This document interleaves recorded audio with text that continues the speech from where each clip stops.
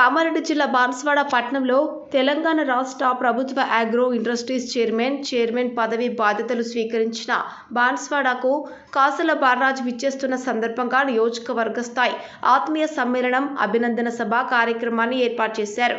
అభినందన సభకు మాజీ శాసన సభాపతి, బాన్స్వాడ నియోజకవర్గ శాసన సభ్యులు పోచారం శ్రీనివాసరెడ్డి మరియు పోచారం భాస్కర్ రెడ్డి, నియోజకవర్గ స్థాయి కాంగ్రెస్ పార్టీ నాయకులు, కార్యకర్తలు పాల్గొన్నారు. బీఆర్ఎస్ పార్టీలోని వారు భారీగా కాంగ్రెస్ పార్టీలో చేరారు.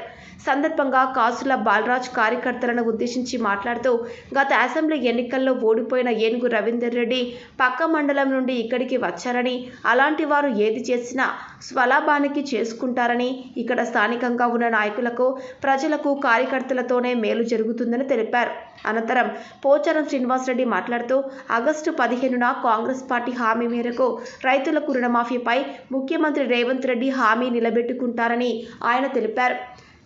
పాత కొత్త కాంగ్రెస్ కార్యకర్తలు అనుకోకుండా అందరం కలిసి ఏకతాటిపై పనిచేసి కాంగ్రెస్ పార్టీ బలోపేతం చేస్తూ రానున్న స్థానిక ఎన్నికల్లో పార్టీ అభ్యర్థుల గెలుపుకు కృషి చేస్తూ కలిసికట్టుగా నియోజకవర్గాన్ని అభివృద్ధి చేసుకుందామని పేర్కొన్నారు.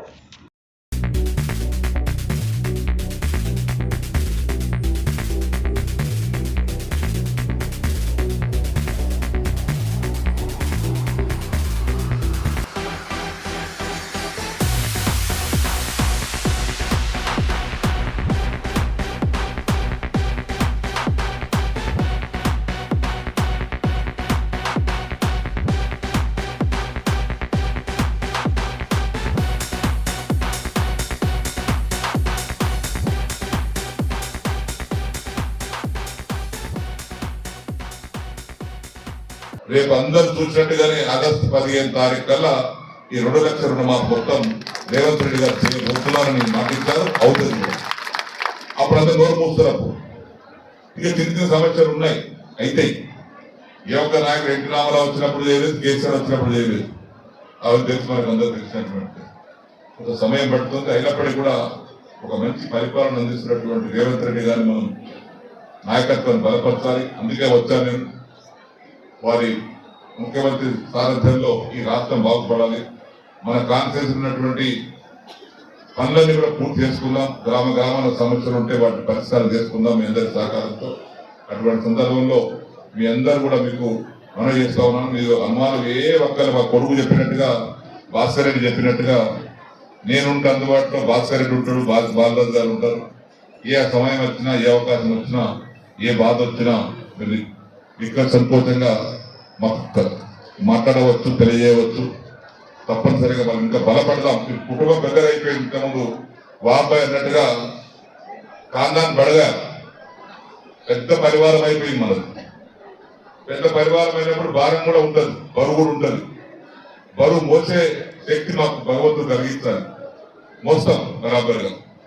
అందరికి కలుపుకొని పోవాలి. ఇప్పుడు పాత కొత్త భేదం ఉండదు. ఇక పాత వారిని ముందు గ్రహించాలి, పాత వారిని ముందు గౌరవించాలి, కొత్త వారిని కూడా వారిని బట్టి తీసుకొని పోవాలి. ఈ పాత కొత్త సమ్మేళనంతో మంచి ఫలితాలు సాధిద్దాం. మీ అందరికీ మనస్ఫూర్తిగా విజ్ఞప్తి చేసేది, మీరు మేమనే మాట లేకుండా అందరం కలిసికట్టుగా ఉండి కాంగ్రెస్ పార్టీని బలోపేతం చేద్దామని చెప్పేసి మీకు మరొకసారి విజ్ఞప్తి చేస్తూ, ఓడిపోగానే బోరే ఆఫీసర్లు అప్పడానికి ఎల్లారెడ్డికి పోతుండే, కానీ ఎల్లారెడ్డి అక్కడ రాణించే పరిస్థితి లేదు. కాబట్టి మరి వాళ్ళ గురించి ఎక్కువగా చెప్పి వాళ్ళకి ఎక్కువ పెద్దవి చేయకుండా ఇక కేల్ కథం దుకాన్ బంద్, ఇక మళ్ళీ దుకాణం పెడతాను చూస్తుండు. ఈ దుకాణాలు నడవవు. ఇక మొత్తం లోకల్, పక్కా లోకల్, లోకల్ అంటే పక్కా లోకల్. మేము ఏం చేసుకున్నా, మంచి చేసినా చెడు చేసినా స్థానికంగా ఉండేటువంటి నాయకులకే లాభం అవుతుంది. కానీ వాళ్ళు ఏదైనా చేస్తే వాళ్ళ సులభం కోసం అక్కడి నుంచి ఇక్కడికి వచ్చినంటే అక్కడ అమ్మాడు పోని సరుకు ఇవాళ ఇక్కడ అమ్ముతాడంటే ఆ సరుకు అమ్మడు సరుకు. కాబట్టి ఆ సరుకు మాకు అవసరం లేదు. ఇక ఖచ్చితంగా బోరి ఆఫీసర్లు అప్పటించి మళ్ళీ ఎక్కడికో పోవాల్సింది. ఇక్కడ ఎమ్మెల్యే ఉన్నారంటే ఇన్ఛార్జ్ అనేది ఏముండదు. ఇక నీకు ఇన్ఛార్జ్ అనేది ఏదైనా ఉంటే సీనన్న ఉంటాడు, నేనుంటా, మేము కలిసి పనిచేస్తాం. మీకోసం ఏ అవసరం వచ్చినా సరే సీనియర్లకు గౌరవం ఇచ్చే బాధ్యత మా అందరిపై ఉంది. మీ కాలుకు ముళ్ళు కోచుకున్నా తీసే బాధ్యత మా అందరం, సీనన్నది, నాది, భాస్కర్ రెడ్డి, మేము అందరం కలిసి పనిచేద్దాం.